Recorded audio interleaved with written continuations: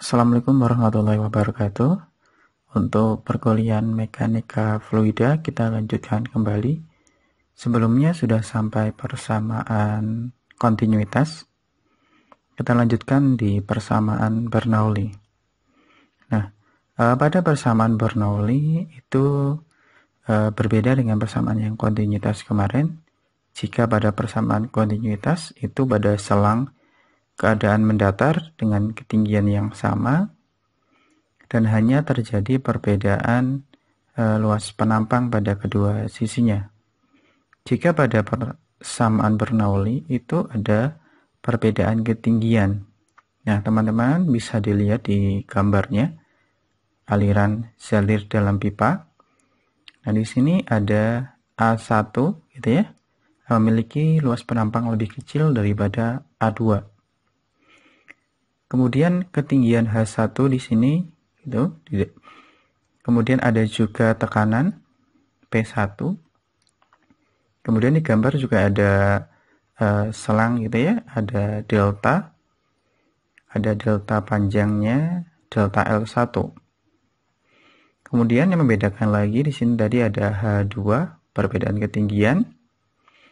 Kemudian ada juga tekanan P2 dan ada juga luas penampang tadi sudah ya. Dan di sini sepertinya ada delta L2. Nah, di titik H1 besarannya tadi sudah saya sebutkan, ada P1, A1, V1 kecepatan ya. Kemudian di titik H2 juga ada P2, A2, V2. Nah, jika kita ukur usahanya gitu ya, usaha yang dilakukan oleh tekanan P1 ya, P1 menekan, kemudian dia bergerak sejauh delta L1, maka usahanya dapat dirumuskan delta W. W itu usaha, delta W1 sama dengan P1 tekanan kalikan A luas penampang delta L. Seperti itu. Karena A dikalikan dengan L atau luas penampang dikalikan dengan tinggi atau tadi ya, jarak tertentu seperti itu, maka ketemunya adalah volume. Jadi delta V di sini adalah delta volume, bukan kecepatan. Sehingga bisa lebih simpel lagi bahwa delta W itu sama dengan P kalikan delta V, seperti itu. Nah, berlaku juga untuk yang di P2. Nah, kenapa di sini nilainya negatif? Karena berlawanan arah. Yang tadi ke kanan arahnya, yang kedua tekanannya ke kiri, maka di sini diberikan tanda negatif. Sama, ketemunya adalah min P2 delta V. V-nya adalah volume juga. Tentunya di sini harusnya ada V2. Nah, usaha total oleh Zelir ya, jadi di total antara yang kiri dan kanan, maka delta W sama dengan delta W1 ditambah dengan delta W2. P1 delta V min P2 delta V. Kenapa min tadi? Karena berlawanan arah. Selanjutnya, nah, jika usaha tadi ditinjau dari perubahan energi kinetik atau tenaga kinetik dan energi potensial, ya, jadi ada kan dalam hukum kekalan energi, ya, ada energi kinetik dan energi potensial. Kemudian dijumlahkan gitu ya, dari unsur volume dari H1 ke H2 ya, jadi ada delta K. K itu adalah energi kinetik, atau teman-teman biasanya menulisnya EK, sama saja. Delta U itu adalah potensial atau energi, atau teman-teman biasanya EP, sama energi potensial. Dan di sini kita gunakan delta K dan delta U. Nah, delta K itu persamaannya masih ingat ya, setengah mv kuadrat. Kemudian min setengah mv 1 kuadrat ditambah delta dari mgh2 min mgh1. Nah, dari asas kekekalan energi mekanis total, maka ini kan ya, delta W, jadi energi mekanis total seperti yang saya bilang tadi, di energi mekanis Itu sama dengan usaha, sama dengan energi kinetik ditambah dengan energi potensial. Nah, usaha dari yang di awal tadi, ya, yang di awal tadi itu diganti dengan P1 delta V min P2 delta V.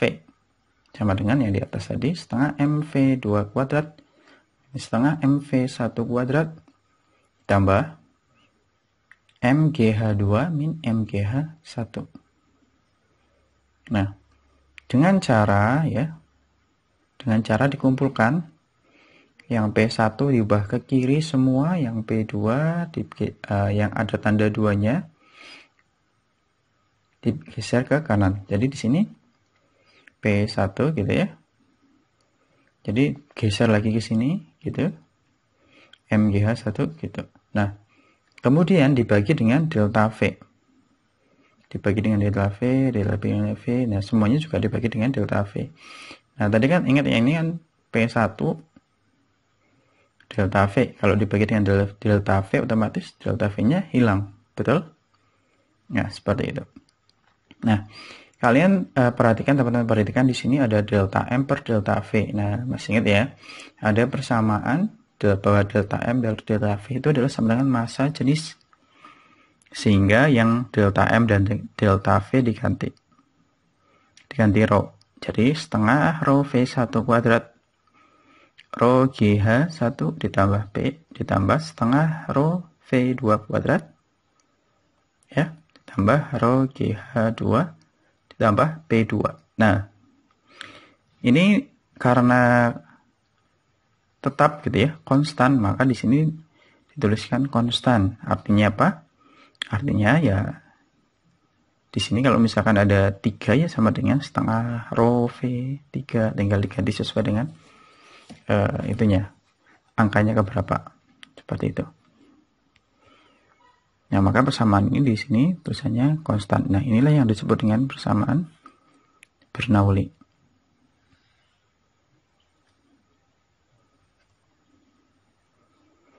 Nah, di sini persamaan Bernoulli merupakan persamaan dasar untuk dinamika Zahler tak mampat. Persamaan ini menyatakan bahwa pada suatu garis arus dari suatu Zahler tak mampat, bila kecepatannya berkurang, maka tekanan akan bertambah dan sebaliknya. Jadi kalau misalkan tekanannya berkurang,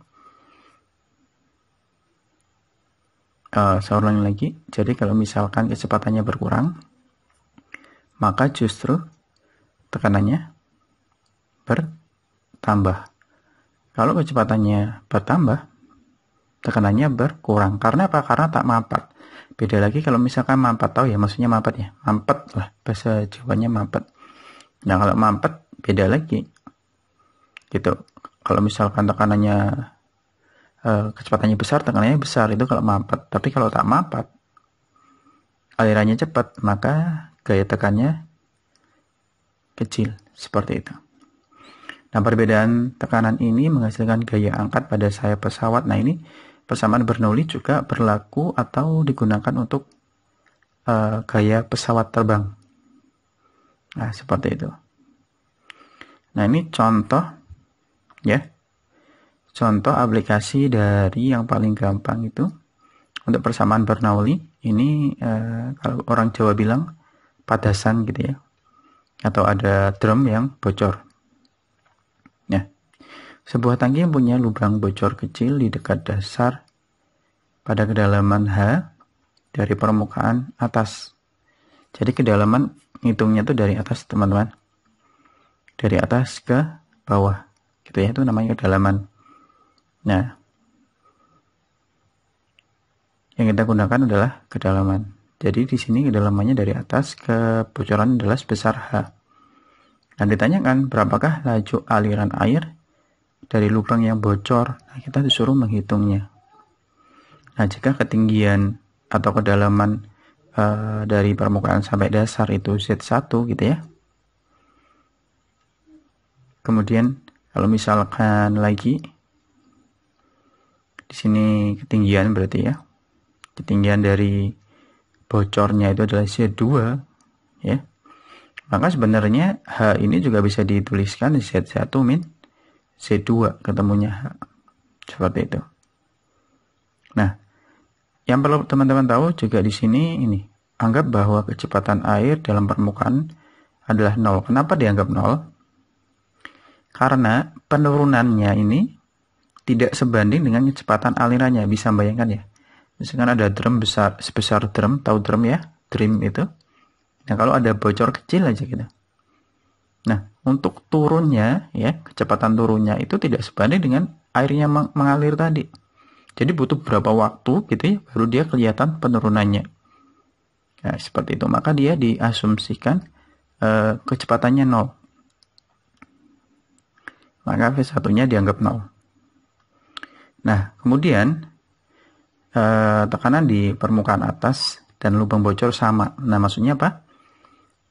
Tekanan udaranya ini P1 dan P2 dianggap sama karena sama-sama tekanannya adalah atmosfer. Jadi P atmosfer dianggap P1 sama dengan P2 sama dengan P atmosfer. Nah, dimasukkan ke persamaan yang tadi. Tadi kan setengah rho V1 kuadrat. Nah, karena V1-nya 0, maka di sini nilainya 0. Rho GH gitu ya. Nah, karena tadi kita menggunakan ketinggian gitu ya. Maka ketinggiannya di sini H1 atau di sini tuliskan Z1. P-nya sama ATM. Nah, kemudian yang sebelah kanannya lagi setengah rho V2 kuadrat ditambah rho GZ2. Nah, di sini ketinggian yang ini. P-nya PATM. Nah, karena sama-sama PATM maka dicoret gitu ya.